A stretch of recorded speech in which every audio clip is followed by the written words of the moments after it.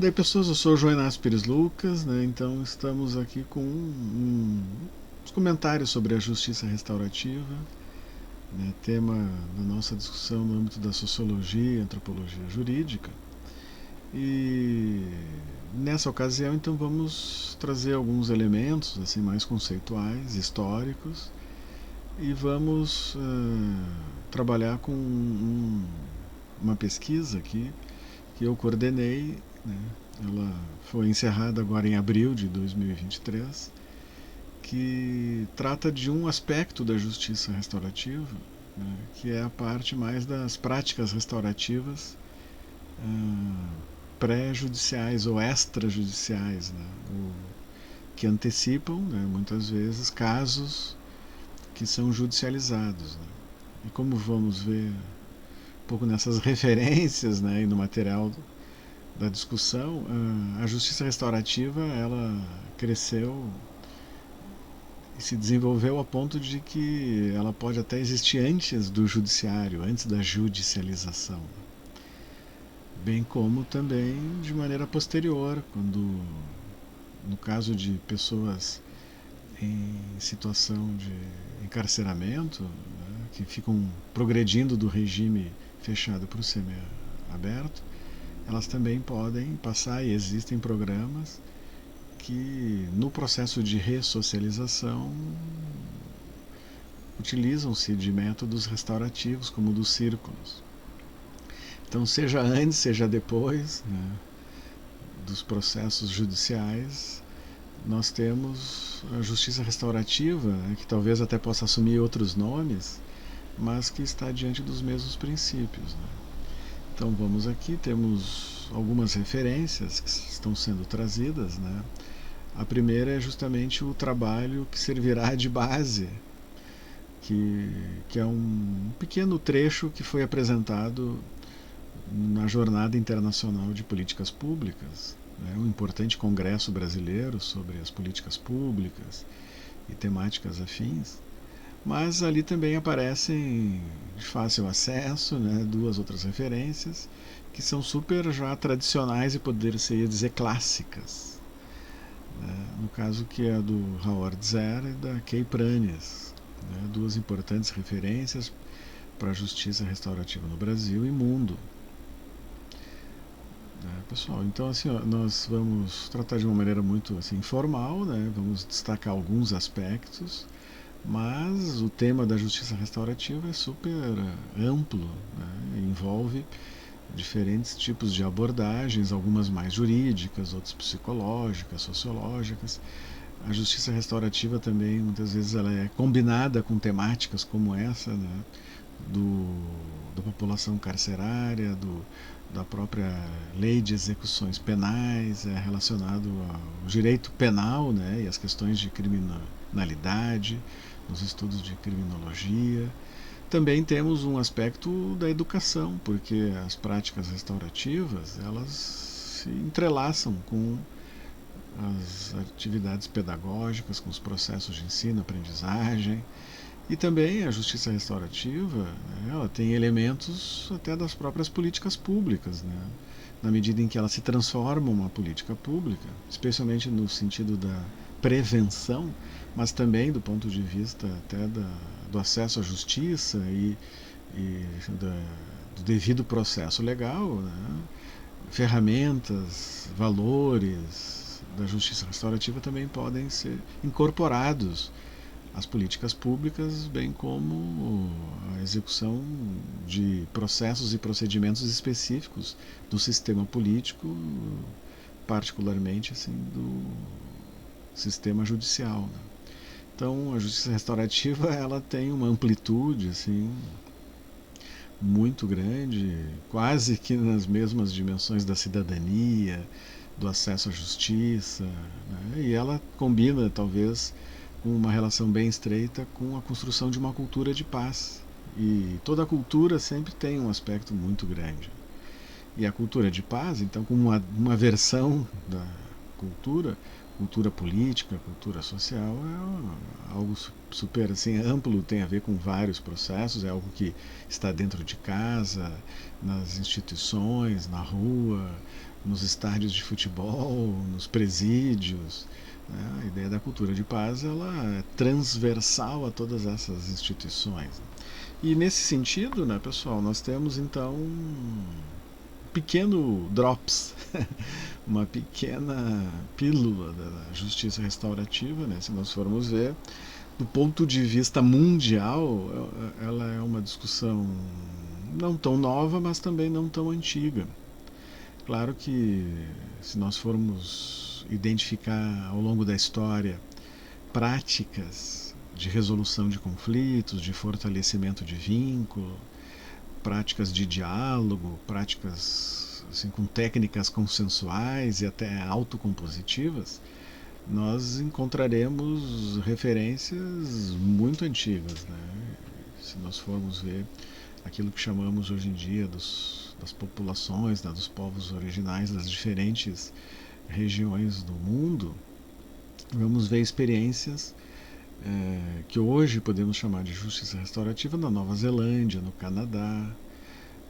Então, assim, tem uma perspectiva internacionalizada, né, e talvez até nem combinada com essas comunidades que praticamente não se falavam, né, nós não estávamos ainda numa fase mais intensa da globalização, mas o estudo ele nos revela que práticas autocompositivas, de diálogo, elas já eram praticadas. Né? E por essas populações, por essas comunidades, o que hoje, né, nós chamaríamos assim, digamos, reconstrução disso, ela entra, né, e pode ser identificada como uma espécie de reconstrução dos saberes originais que ficaram marginalizados com a ocidentalização e com a modernização dos últimos séculos. Né?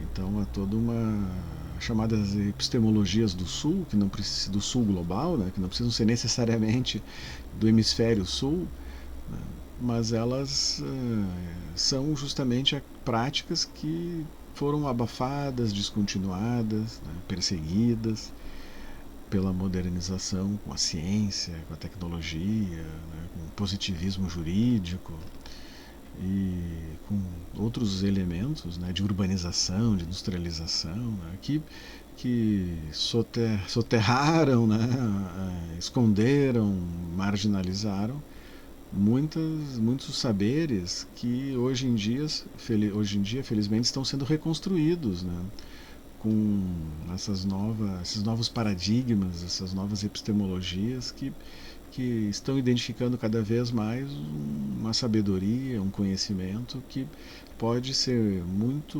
importante para a construção de uma cultura de paz, para uma construção de uma sociedade ambientalmente saudável, mentalmente saudável, ambientalmente sustentável. Né? Então, estamos nos deparando com importantes desafios na contemporaneidade, não só relacionados às mazelas do passado, né, de sociedades da escassez, como vai dizer o Ulrich Beck.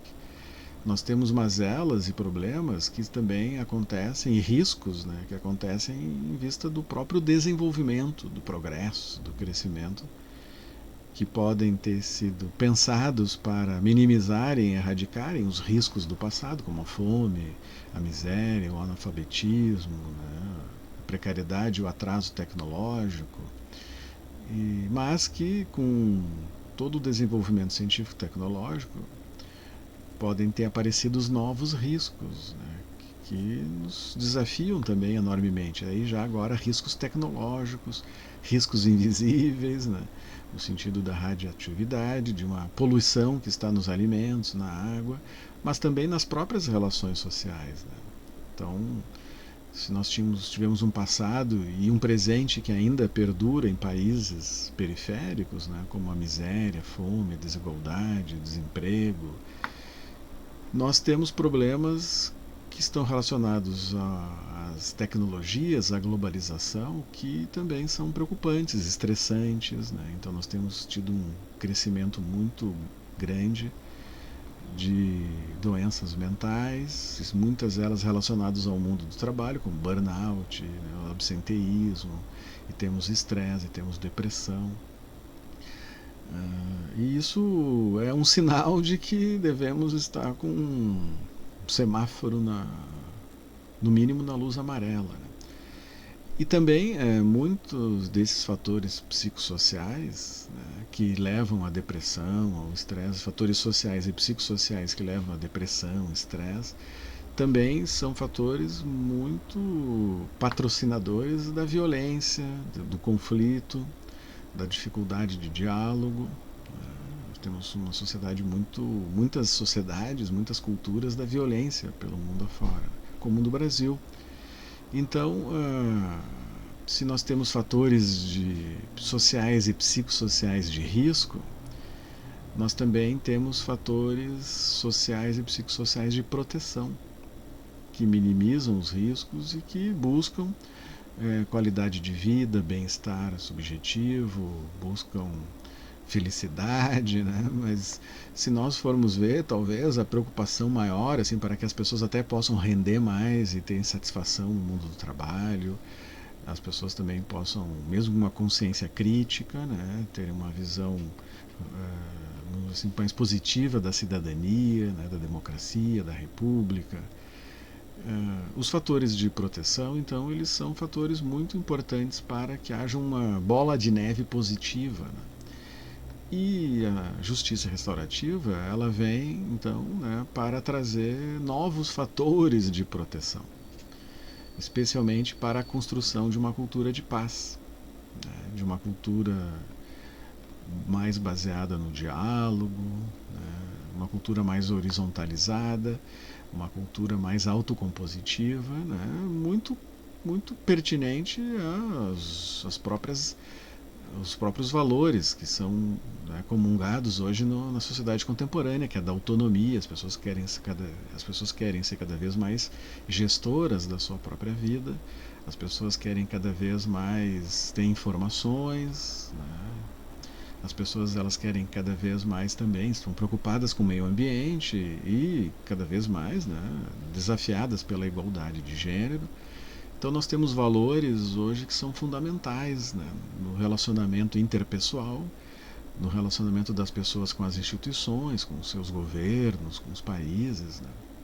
E a justiça restaurativa é uma dessas propostas. Temos discussões também em outras áreas, da bioética, da ética, temos o desenvolvimento sustentável, da sustentabilidade, temos discussões assim, da igualdade, né? Da equidade social, temos discussões espalhadas pelo tecido social, e a justiça restaurativa é mais uma dessas. Né? Então nós temos ali algumas definições básicas que acontecem no âmbito mais geral, mas temos uma interface jurídica. E no caso do mundo, né, começamos ali em 2002, assim, um pouco mais oficialmente, com algumas recomendações, resoluções da ONU, já falando sobre assim, os processos criminais, né, a necessidade de começar a termos métodos mais autocompositivos, né, mais assim, de diálogo, fortalecimento de vínculos, né, do que só aquela visão mais punitivista.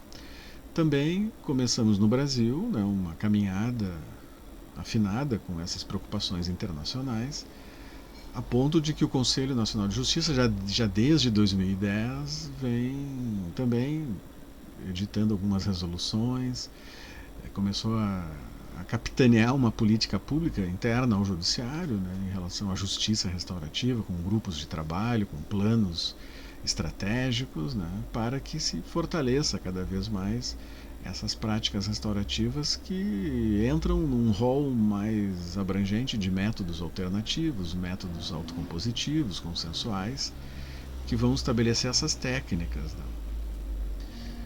E o próprio Conselho Nacional de Justiça, então, ele tem algumas resoluções, né, que vão trazendo algumas regras, algumas delimitações, ainda que a justiça restaurativa ela não esteja assim tão determinada, tão organizada, estruturada como a chamada justiça retributiva, né, que já é mais tradicional, né, a justiça moderna, né, passou por todas as transformações e revoluções. Então a justiça restaurativa ela vai ter uma dimensão jurídica, né, muito complementar, né, já assim, a justiça, o devido processo retributivo, né, e se nós formos ver muitas experiências, né, em que as práticas restaurativas elas são acopladas e servem como importante desdobramento para processos que tramitam em varas, por exemplo, de infância e juventude, né, ou seja, a justiça juvenil, né, infanto-juvenil, ela é um ramo do judiciário que tem uma forte relação, né, com programas, projetos, ações de justiça restaurativa. Também a vara, a vara especial de execuções criminais. Temos também, digamos assim, varas da família, né, juizado especial criminal, né, melhor dizendo.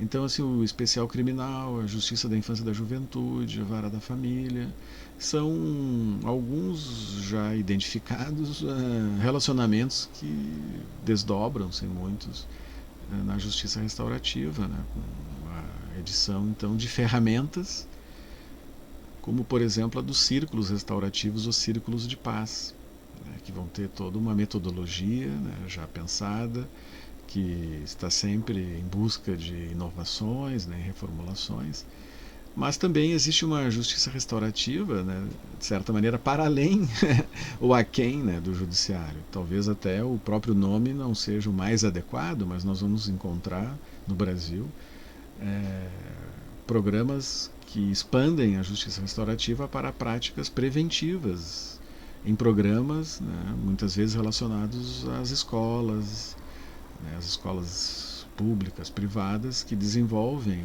né, práticas restaurativas no sentido da resolução de conflitos, para que eles não aumentem de intensidade, de ofensividade, assim, e que não precisem, então, sobrecarregar o judiciário, né, com processos formais.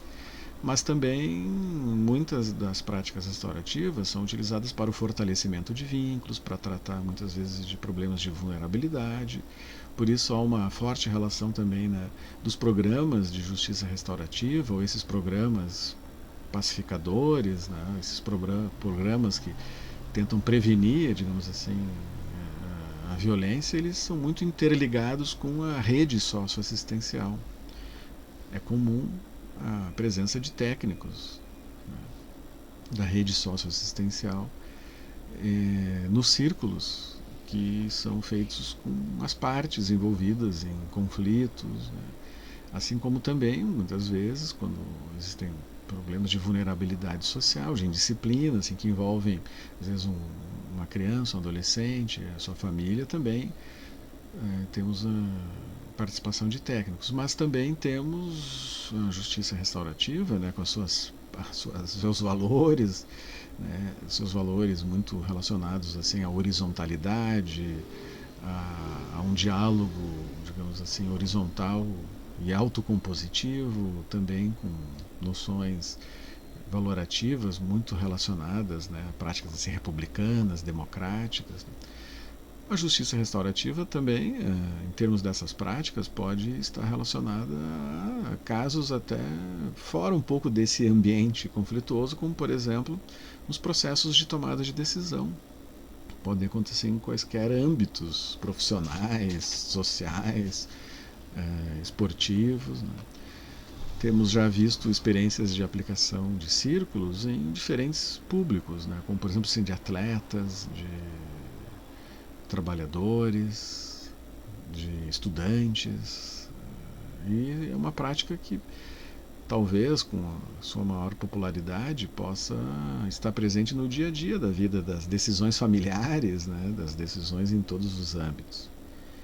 E também, se nós formos ver, né, a justiça restaurativa ela tem uma importante conexão com as políticas públicas, né, porque nós temos nas políticas públicas também nas próprias diretrizes, a preocupação com o diálogo, com o controle social. Né? Então, se uma sociedade cada vez mais interativa, com diálogo, com todos os setores sociais, todas as pessoas, né, vão ganhando voz, vão tendo direitos, né, E ela é muito associável à autonomia do ponto de vista da política, do ponto de vista do mundo do trabalho, ou seja, se nós tivermos cada vez mais processos e procedimentos, sejam nos locais de moradia, nos ambientes de trabalho, na política em geral, de mais participação, de envolvimento, boas ferramentas para que as pessoas dialoguem e decidam estão associados aos da justiça restaurativa, no caso dessas práticas como da comunicação não violenta e das práticas circulares, ou dos círculos de paz ou círculos restaurativos. Então, existem um rol relativamente grande de ferramentas ou métodos que podem ser empregados. Em levantamentos feitos no Brasil pelo próprio Conselho de Justiça, né, Nacional de Justiça, tem se identificado mais os círculos de paz, os círculos restaurativos, como a principal ferramenta empregada, mas ela não é a única. E nesse caso, né, pessoal, se nós formos então para a pesquisa desenvolvida aqui em Caxias, e que teve a participação também de outros colegas, pesquisadores, professores, a professora Cláudia Hansel, a professora Ana Maria Paim Carmardello, a professora Cristiane Koch. Tivemos também, como podem ver, os nomes de alguns ali, bolsistas, que interagiram durante diferentes momentos da pesquisa. Aqui nós temos alguns, mas já tivemos outros bolsistas também que tiveram importantes contribuições, que aprenderam, tiveram a sua formação científica e a sua formação acadêmica, projeto de pesquisa, que teve o apoio do CNPq e da Universidade de Caxias do Sul, seu financiamento. Aqui nós temos um trabalho, então, que foi apresentado, que ele buscava, como vocês podem ver aqui no resumo, uma análise quantitativa, estatística. Então nós podemos combinar, né, as discussões da pesquisa da justiça restaurativa, dos círculos de paz, das práticas restaurativas com métodos quantitativos, que é o caso. Na pesquisa que está sendo apresentada também tivemos outras formas de coleta e análise de dados, como entrevistas em profundidade, mineração de dados, né, no sentido do levantamento, coleta e análise de dados dos processos, dos casos que foram identificados no programa. E por aí vai, né, pessoal? Aqui então a ideia era de fazer o objetivo era de fazer dois tipos de análise estatística, dois tipos de cruzamento.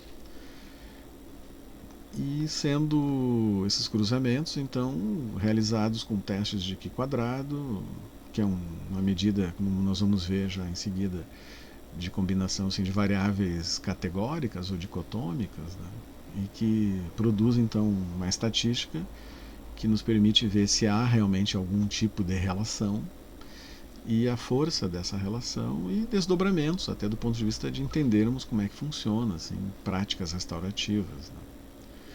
Aqui nós temos então uma tabela que traz essas informações, assim, né? Então nós temos o cruzamento ali de duas variáveis, ou seja, da existência ou não de círculos, né? Então nós tivemos muitos casos, né? Nós tivemos 624 casos identificados de conflito, né? Entre mais de 1000 casos que foram identificados no programa Caxias da Paz, né? De 2013 mais ou menos a 2018. Então, da quantidade de casos que foram identificados, né, uma parte deles, 624, eram casos nitidamente conflituosos e que se tinha registro, né, de todas as etapas desses casos, né, porque em termos das práticas restaurativas, né, nós temos pelo menos 3 momentos assim que representariam assim uma espécie de processo restaurativa, que nós temos assim claro, nós temos fases anteriores assim da identificação, né, do envio desses casos para os programas, né, de justiça restaurativa. Isso pode acontecer em toda uma parceria com o Ministério Público, com a Polícia Civil, com as polícias militares, as guardas municipais, o próprio judiciário, mas eu diria assim as próprias escolas, com as CIPAVs, né? Então nós podemos ter diferentes encaminhamentos para os programas respectivos, né? No sentido de que eles possam inserir, né, inserir os casos em processos restaurativos. Então pode ter uma busca espontânea da sociedade, pode ter relações com o conselho tutelar. Então, na medida em que existem conflitos, eles podem ir sendo identificados e encaminhados, né, para o programa restaurativo. E nesse caso, então, foram identificados, né, 624 casos oriundos das escolas, né, de Caxias do Sul. Esses casos, né, nem todos eles passaram pelas 3 etapas, né, então que seria a etapa dos pré-círculos, né, que é para justamente ver até que ponto, né, as partes gostariam de participar das atividades circulares, né, o que implica em que as pessoas encontrem-se, então, no caso das partes, né, ofensores e vítimas, né, às vezes tem só ofensores, né, não temos casos só de vítimas, mas pelo menos assim talvez não tenha bem essa nitidez do quem foi ofensor, quem foi vítima. Mas no caso, então, os pré-círculos, eles já começam, né, no sentido dos contatos, das interações, para ver se as pessoas concordam, então, em participar desse tipo de prática. Depois nós temos os círculos, né, que tem toda uma metodologia, que não é o objeto agora da nossa discussão, mas os círculos, eles têm toda uma metodologia, né, que é coordenada por facilitadores. Afora, então, técnicos que possam também participar, vindo da rede socioassistencial, nós temos as partes, né, e a ideia de que o círculo tenha ambas as partes, esses círculos conflituosos. Né, e eles são coordenados pelos facilitadores, né, que tem uma função um pouco diferente de mediadores ou até das funções assim, de arbitragem ou da própria composição jurídica na figura, por exemplo, assim, dos juízes, da magistratura, Ministério Público, Defensoria Pública. Né? A justiça restaurativa ela tem uma estrutura bem mais flexível, né? E internamente aos círculos, um terceiro neutro que participa é o facilitador, que também tem funções, existem funções parecidas em outras situações, né? Em outras questões da educação, do esporte, do facilitador das práticas restaurativas, então tem essa tarefa de coordenar, no sentido de explicar a metodologia, de ter uma espécie de controle assim, né, da palavra, né, com a utilização muitas vezes de um objeto da palavra, tenta ver, assim, informar sempre as partes sobre os diferentes momentos, mas a sua própria tarefa é de não forçar a barra, né, para que os consensos, os acordos, a pacificação seja estabelecida. É um facilitador, mas há todo um protagonismo para as partes também, que têm voz, que dialogam, né, e que chegam ou não aos consensos.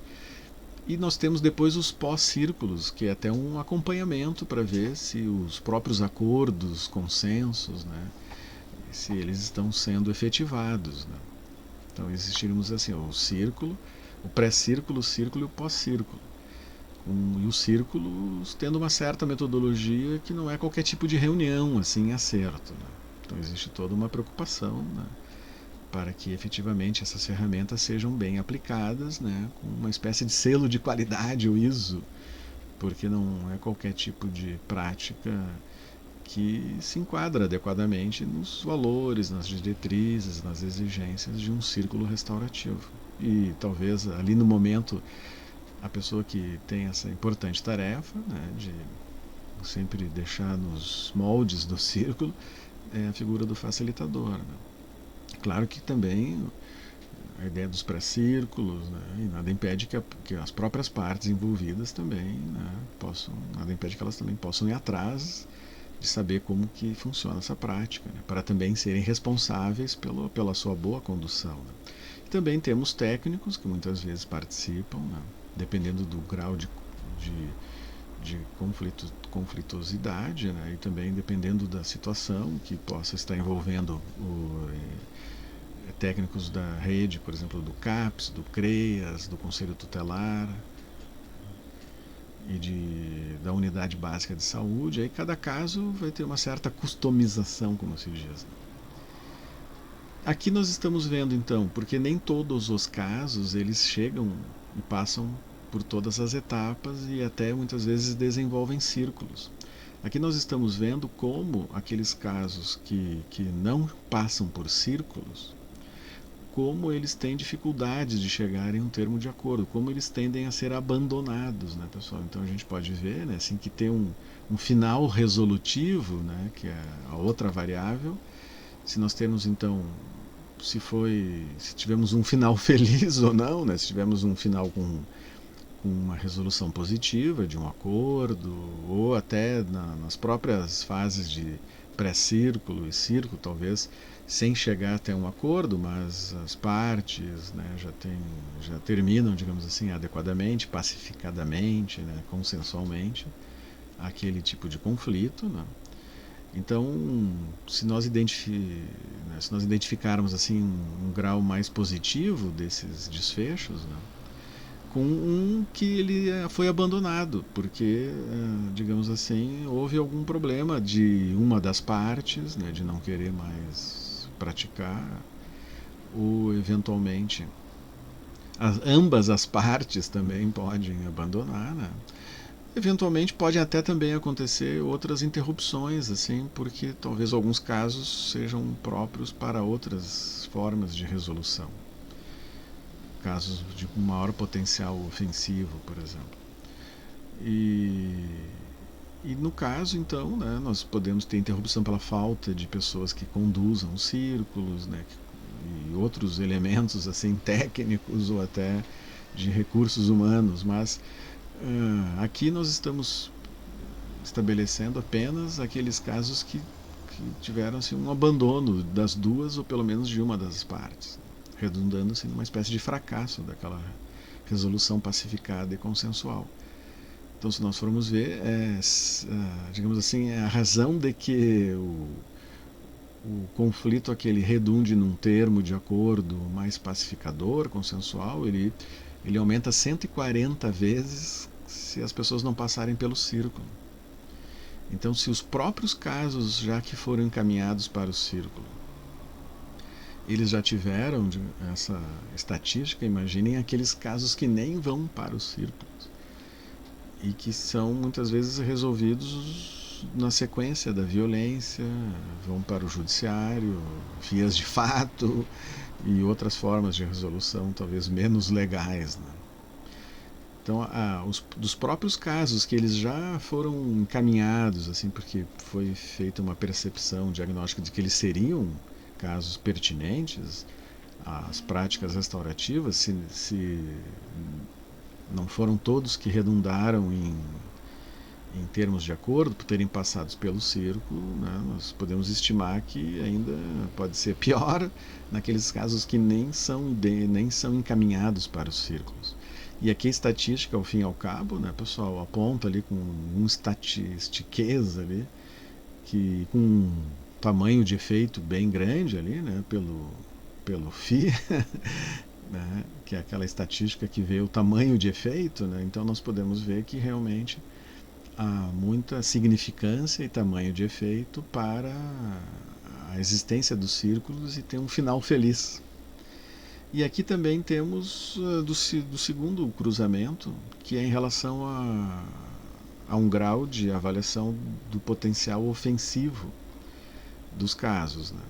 Porque também essa é uma discussão, né, que até já foi comentada aqui nessa nossa live, nesse nosso vídeo, desculpem, né, pessoal? São os termos das novas tecnologias, que os casos de maior potencial ofensivo, né, eles não são pensados para serem tratados nas práticas restaurativas, né, porque eles têm uma carga assim, né, de complexidade que talvez não caiba no círculo, né? Essa é uma visão que talvez não esteja correta. E a nossa pesquisa, de certa maneira, mostrou um pouquinho assim, né, que os próprios casos que foram identificados nesses 624, numa categorização assim, entre casos de maior e de menor potencial ofensivo, que pode ser sempre aprimorada, né, mas nessa dicotomização, os casos com maior potencial ofensivo foram aqueles casos que até redundaram mais em termos de acordo, foram até o fim, passaram pelos pré-círculos, círculos. porque aqui nós estamos pegando até a fase do círculo, porque depois os pós-círculos é só mais um monitoramento, né, para ver se aquelas combinações estão sendo praticadas, o que também é um avanço em relação à justiça, porque daí pode-se ter um acompanhamento posterior, né, até para confirmar, digamos assim, o sucesso daquele processo. Nesse caso aqui, né, o aumento, né, ou seja, a, a chance para que casos de maior potencial ofensivo terminem, digamos assim, com final de acordo, é 2 vezes. Né? Então, uma chance 2 vezes maior para casos com maior potencial ofensivo do que com os com menos potencial ofensivo, levando-se em consideração que a categorização envolve os de maior potencial ofensivo, porque mesmo uma justiça restaurativa tem casos, assim, às vezes de furto, roubo, tem casos de agressões físicas, né? E enquanto que existem casos que são mais de indisciplina, assim, na escola, e de ofensas, né, que podem ser ruins para as partes envolvidas, ou seja, ninguém gosta disso, mas nessa categorização percebeu-se que os casos que têm um pouco mais de ofensividade, né, eles foram casos que acabaram redundando em mais termos de acordo, ou esses finais positivos. Né. Então esse é um importante sinal de que talvez a justiça possa ser expandida para casos também mais conflituosos. Se nós formos ver no Brasil, né, há uma grande relação desses programas com a justiça infanto-juvenil, como já comentamos, e casos de escolas. Né. Nada impede que também se veja também a plausibilidade de que se estenda a justiça restaurativa, né, bem assim, de uma maneira bem serena, né, em casos de um pouco mais de ofensividade, complementando, né, digamos assim, o judiciário brasileiro, não só com a justiça infanto-juvenil, ou a justiça especial criminal, que já são casos realmente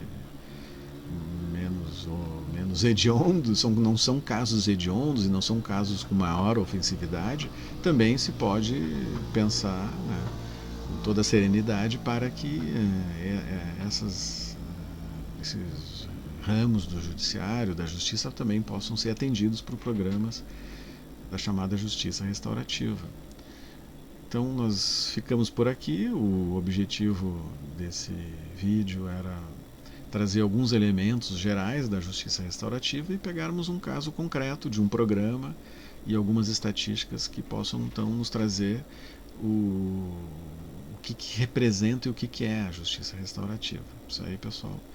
Muito obrigado.